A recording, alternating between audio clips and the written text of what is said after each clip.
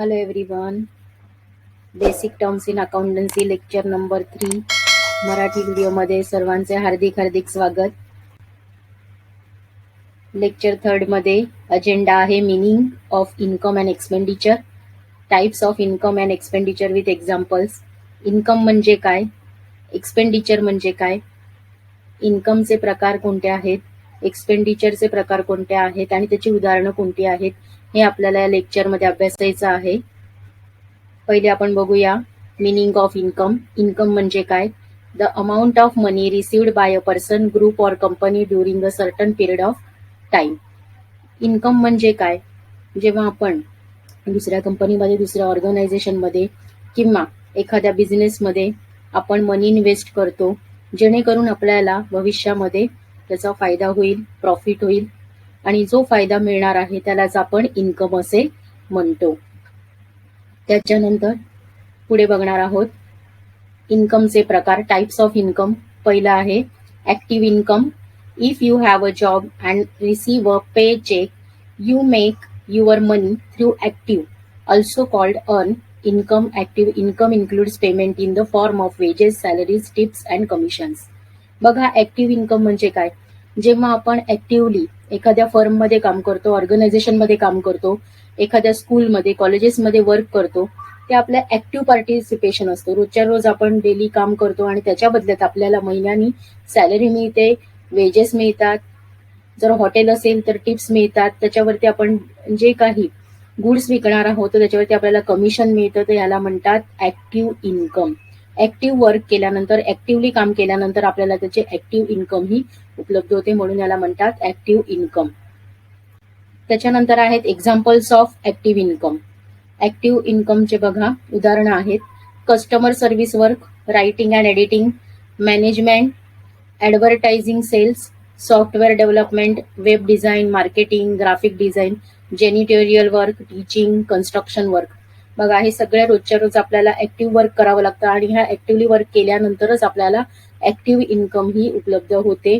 आपण जे काही सर्व्हिस करतो, नोकरी करतो, रोजच्या रोज लिखाण असेल, एडिटिंग असेल, मॅनेजमेंट असेल, प्लॅनिंग असेल, त्याच्यानंतर ॲडव्हर्टाइजमेंट असतील, तर ही जी सगळी वर्क, हे जी सगळी वर्क आहेत ते सगळ्या ऍक्टिव्हली आपण केल्यामुळे आपल्याला त्याची सॅलरी, वेजेस किंवा टिप्स आणि कमिशन या रूपात आपल्याला इन्कम मिळत असते, म्हणून याला ऍक्टिव्ह इन्कम असे म्हणतात. त्याच्यानंतर पुढे आहे टाइप्स ऑफ इन्कम मध्ये दुसरा आहे passive income. Passive income is money earned from a rental property, limited partnership or other business in which you are not actively involve. आपण जेव्हा पार्टनरशिप करतो तेव्हा कधी कधी आपल्याला तिथे असणं आवश्यक नाहीये. आपण फक्त आपलं कॅपिटल त्या बिझनेसमध्ये इन्व्हेस्ट करतो आणि फक्त आपण रेव्हेन्यूची वाट बघतो. त्यानंतर आपण इन्व्हेस्टमेंट केल्यानंतर जे काही आपल्याला प्रॉफिट होऊन मिळणार आहे किंवा रेव्हेन्यू मिळणार आहे त्याच्यासाठी आपल्याला तिथे उपलब्ध असणं आवश्यक नाहीये किंवा तिथे असणं आवश्यक नाहीये. ऍक्टिव्हली आपल्याला पार्टिसिपेट नाही झालो तरी ते रेव्हेन्यू आपल्याला मिळणार आहे. त्याचं एक्झाम्पल इथे दिलेलं आहे प्रॉपर्टी. आपण जर प्रॉपर्टीमध्ये इन्व्हेस्टमेंट केली, कॅश इन्व्हेस्टमेंट केली, त्यासाठी आपली स्वतःची गरज नसते. आपण ते बँके थ्रू व्यवहार केले तरी चालतात. त्याला म्हणतात पॅसिव्ह इन्कम.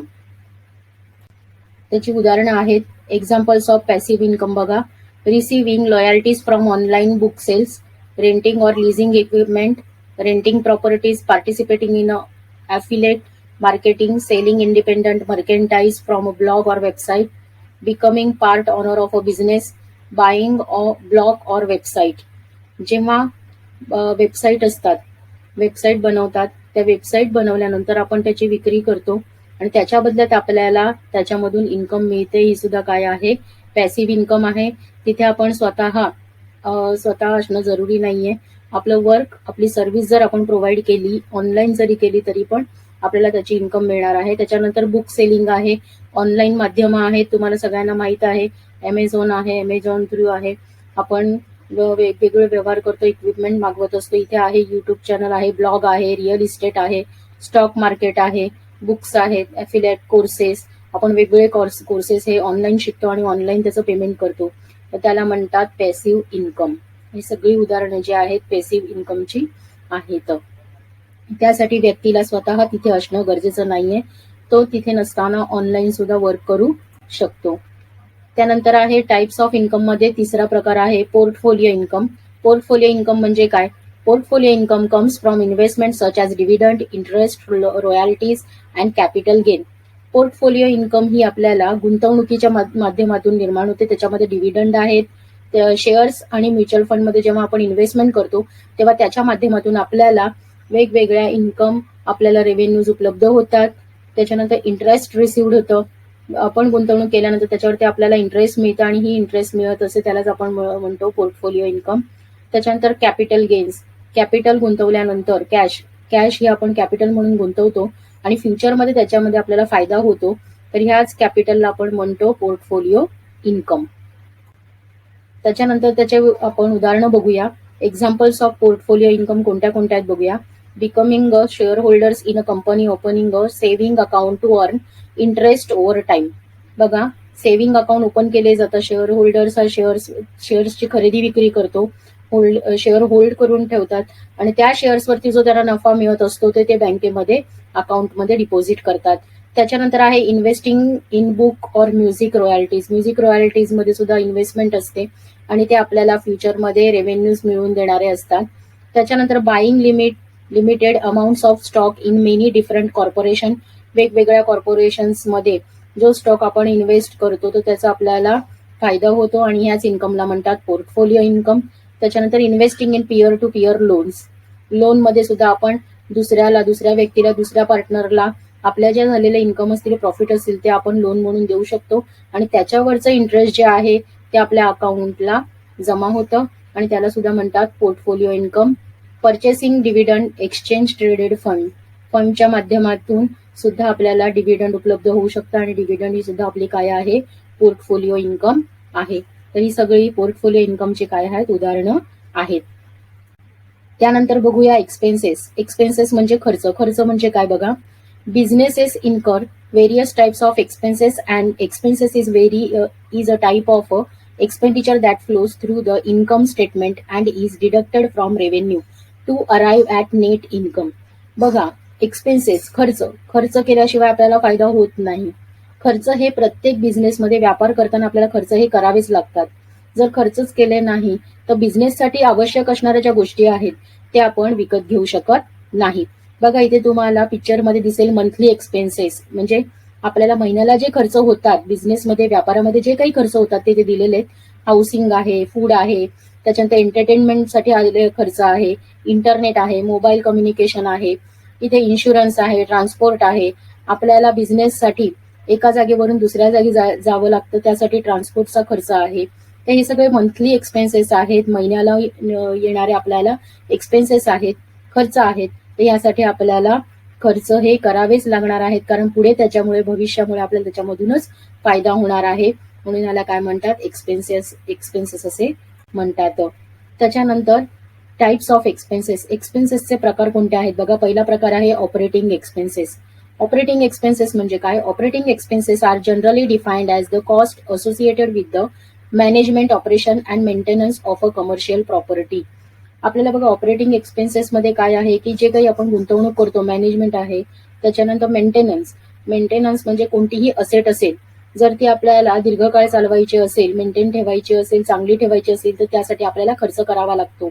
जर आपण खर्च केला नाही तर दीर्घकाळाच्या आधीच ती असेट काय होणार आहे? खराब होणार आहे. त्याच्यामध्ये आहे मशिनरी आहे.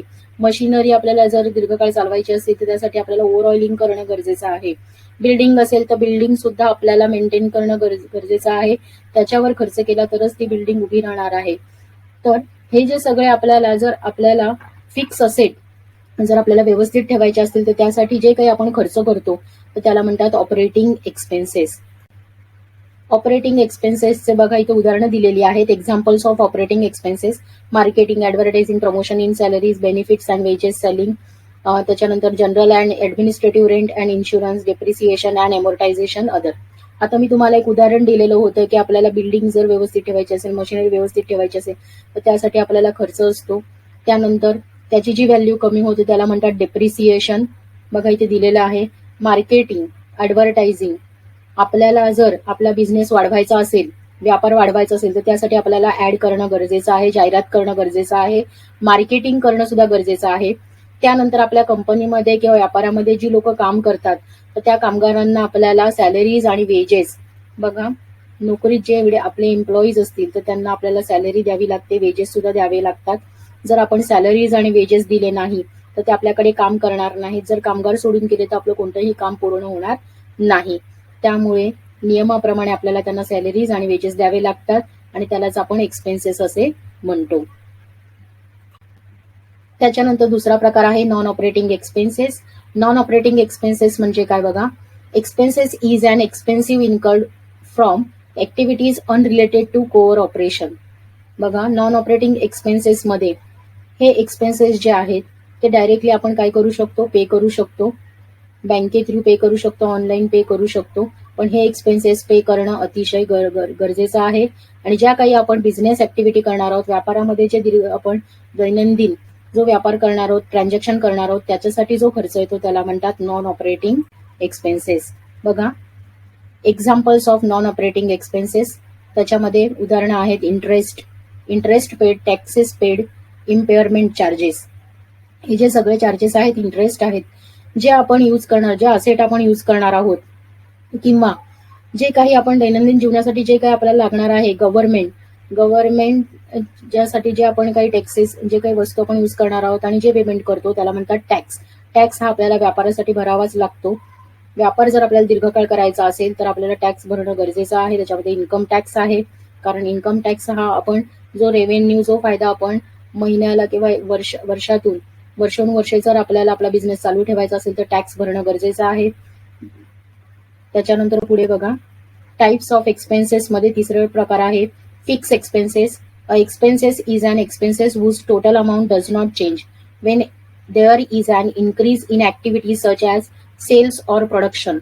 बघा आपण जे प्रोडक्शन करत असू, आपण जो माल तयार करतो, जे प्रोडक्शन करतो, मग ते कपड्यांचं असू दे, मशिनरीचं असू दे, स्पेअर पार्ट असू दे, आपल्याला जर त्याच्यावरती जो खर्च येतो तो फिक्स असतो, त्याच्यात तो बदलता नसतो. तो त्या खर्चाची जी अमाऊंट असते, जे पैसे असतात, कॅश असते, ती एकच आकडा असतो. आणि तो जो आकडा असतो, अमाऊंटचा जो आकडा आहे तो फिक्स असतो, तो बदलता नसतो. तर त्याला म्हणतात फिक्स एक्सपेन्सेस. आणि फिक्स एक्सपेन्सेस हे आपल्याला कंपल्सरी भरावे लागतात. त्याच्यानंतर एक्झाम्पल्स ऑफ फिक्स एक्सपेन्सेस बघा, इथे फिक्स एक्सपेन्सेसची उदाहरणं आहेत rent, salaries, benefits and wedges. बघा रेंट म्हणजे भाडं. जर आपण एखादी बिल्डिंग आपल्या व्यवहारासाठी, आपल्या व्यापारासाठी जर आपण भाड्याने घेतली तर आपल्याला त्याचं भाडं हे भरणं गरजेचं आहे. प्रत्येक महिन्याला त्याचं एक फिक्स भाडं असेल, 15,000 असेल, 16,000 असेल, 10,000 असेल, तर ते भाडं त्या व्यक्तीच्या अकाउंटला आपण जमा करणं गरजेचं आहे. त्याच्यामध्ये कोणताही बदल होत नाही. सॅलरी बघा, जेव्हा आपण नोकरी करत असतो तेव्हा आपला पगार होतो, तर तो पगार सुद्धा फिक्स स्वरूपाचा असतो, त्याच्यामध्ये कोणताही बदल होत नाही. त्याच्यानंतर बेनिफिट्स आणि वेजेस सुद्धा आपल्याला रोज जर कामगार असेल एखादं तर त्याची मजुरी सुद्धा आपल्याला देणं गरजेचं आहे. आणि ती जी मजुरी असते ती त्याची फिक्स असते. ही सगळी जी उदाहरणं आहेत ती फिक्स एक्सपेन्सेसची आहेत. आणि जर आपण हे दिलं नाही, रेंट दिलं नाही, सॅलरीज दिले नाही, तर आपल्याला कोणीही आपल्या जे व्यापार आहे त्याच्यामध्ये कोणीही मदत करणार नाही. म्हणून हे फिक्स एक्सपेन्सेस आपल्याला त्यांना देणं गरजेचं आहे.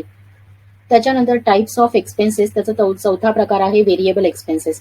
Variable expenses means the amount you spend may worry each month. बघा व्हेरिएबल एक्सपेन्सेस मध्ये जे एक्सपेन्सेस आपण पे करतो ते प्रत्येक महिन्याला आपल्याला पे करावे लागतात, स्पेंड करावे लागतात. त्याचे एक्झाम्पल्स इथे दिसत आहेत बघा. Examples of variable expenses. Variable म्हणजे बदलते. आपलं ट्रान्झॅक्शन हे प्रत्येक महिन्याला हे वेगवेगळं असतं. प्रत्येक व्यक्तीशी आपण व्यवहार करत असतो, त्याच्यामुळे बदलते ट्रान्झॅक्शन्स असतात आणि त्याचे व्हेरिएबल एक्सपेन्सेस हे आपल्याला पे करावे लागतात. पहिला आहे transaction fees, commissions, marketing, advertising. Advertising ही प्रत्येक आपण वेगवेगळ्या माध्यमातून करत असतो, त्याच्यामुळे व्हेरिएबल एक्सपेन्सेस मध्ये बदल होत असतात. प्रत्येक महिन्याला हे एक्सपेन्सेस जे आहेत ते बदलते असतात, म्हणून त्याला व्हेरिएबल एक्सपेन्सेस म्हणतात आणि ते पे करणं गरजेचं आहे, जेणेकरून आपल्याला आपल्या फ्युचरमध्ये त्याचं प्रॉफिट होईल. तर आय होप सो सगळ्यांना माझं हे तिसरं लेक्चर समजलेलं असेल. जर तुम्हाला आणखीन काही नवीन माहिती हवी असेल तर माझ्या कमेंट्समध्ये लिहा, मी तुम्हाला नक्कीच देण्याचा प्रयत्न करीन. Thank you everyone.